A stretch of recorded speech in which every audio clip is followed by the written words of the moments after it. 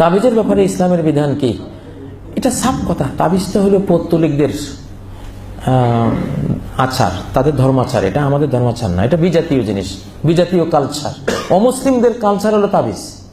তাবিজ, তোমার কবজ, তারপরে পিতলের এইটা সেইটা কত কিছু আপনার এই যে গলায় দেয়, হাতে দেয়, এগুলি। হ্যাঁ, সাফ কথা হলো তাবিজ সংস্কৃতিটাই হলো অমুসলিমদের, বিজাতীয়, শিরিককারীদের। ইসলামের সাথে এটার কোনো যোগাযোগ নেই, কোনো সম্পর্ক নেই। মুসলিম উম্মাহ এটা করবে না, করবে না। আরব দেশে পৌত্তলিক যুগে তারা এটা করতো। জি তামা ইমাম হবেলি, আরব কবিদের কাব্যের মধ্যে পাওয়া যায় যে 1 বছরের এমন বাচ্চা তামাইম তামিমাওয়ালা তাবিজ, আধা কেজি 1 কেজি তাবিজ সারা গায়ে, বুঝেন না? হ্যাঁ, এটা হলো ওদের কালচার।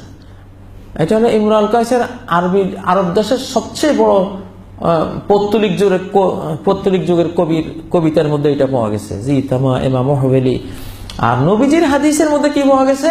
মানে আল্লাকা তামিমাতান ফাকাদ আশরাকা, যে তাবিজ ঝুলালো সে মূর্তি পূজা করলো, যে তাবিজ লটকাইলো সে মূর্তি পূজা করলো।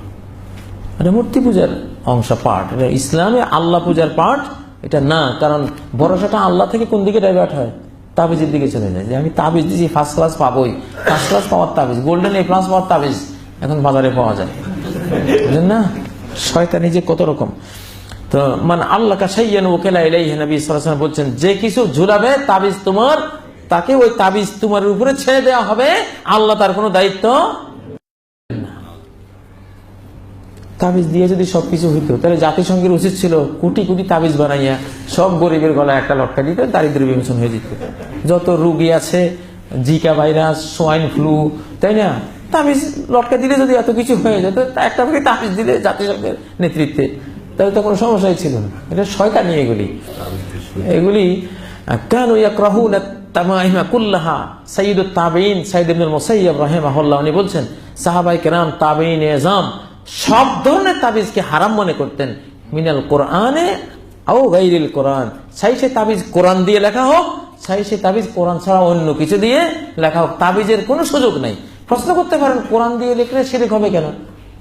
কোরআন দিয়ে লিখলে শিরিক হবে এই জন্য যে তাবিজ কোনটা কোরআনের আর কোনটা ওর মন্ত্রের, এটা পাবলিক কি বুঝবে? তাহলে তুমি যদি কোরআনকেও তাবিজ বানিয়ে ঝুলাও, এটা শিরকি বাক্য লিখে তাবিজ ঝুলাবার রাস্তা সুগম করে দেবে। এটা উসিলা হবে শিরকি তাবিজের, ঠিক না?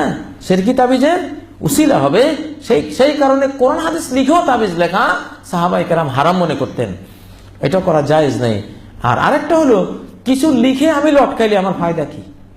কোরআন লটকাইলে সওয়াব হবে, এটা তো কোরআন হাদিসে কোথাও নেই। কোরআন পড়লে 1 অক্ষরে 10 নেই, পড়লে। যেমন আপনি আঙ্গুর খেলেন, নাশপাতি খেলেন, আপেল খেলেন, সেটা খেলে আপনার ভিটামিন হবে, ক্যালসিয়াম হবে, আপনার আমিষ হবে, কত কিছু হবে, ঠিক না? কিন্তু আপনি যদি 1 কেজি আঙ্গুর গলায় লটকাইলেন, খুব দামি দেখা 1 কেজি আঙ্গুর 400 টাকা দাম, বুঝলেন না? একবার টাটকা, আজকে মাত্র ফ্রিজ থেকে বাইর করছে।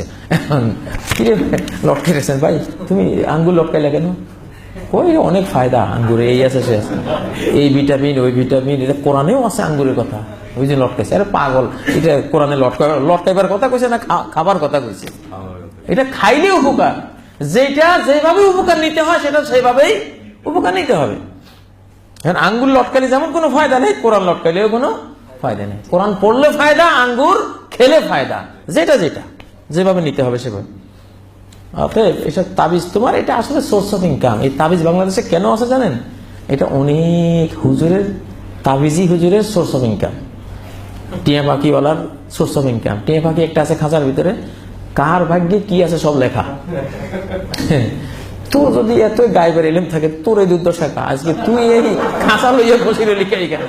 হ্যাঁ, এত যদি অদৃশ্যের জ্ঞান জানোস, তাহলে কবে ছাইলের দাম বাড়বে? আগামী 1 মাস আগে যাই নাই তো তুই 1 রাতেই তো আঙ্গুল গুলি কলা গাছ হতে পারতি, ঠিক না? বাজার যেভাবে আপ ডাউন করে আজকাল, তো তুই তোর নিচের দুর্গতি থেকে তো বুঝে যা পড়া কপাইলা। দুনিয়ার যত জ্যোতিষী গণক তাবিজ তোমার না, এর ম্যাক্সিমাম না খাই থাকে, এগুলি ফকিরি কাটে না। আল্লাহ তাআলা অভিশাপ পড়ে এদের উপরে।